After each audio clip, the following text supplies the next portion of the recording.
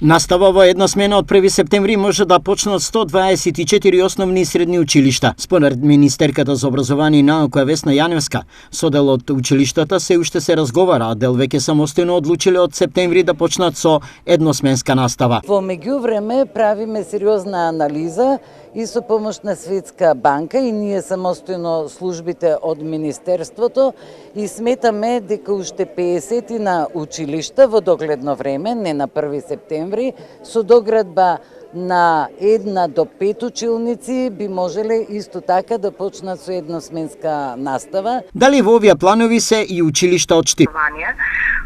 Општина Штип направи анализа на општинските основни и средни училишта, врз основа на која што анализа веќе се доставени податоци до споменатото министерство и согласно тие податоци кои што веќе ги испративме, очекуваме министерството да ни даде позитивно или негативно мислење во однос на просторните услови за одржување на едносменска настава. Што ова ќе значи за учениците и наставниците? Како целта на овој вид настава се разбира е да се намалат трошоците во однос на комуналните расходи кои што ги имаат училиштата и намалувајќи ги тие расходи, тие буџетски средства да бидат искористени во реализација на проекти кои што се во интерес за сите ученици. Во некои случаи, поради апсолутен недостаток на ученици, може да се затворат и школи, на кои ќе бидат, ќе одлучува министерството.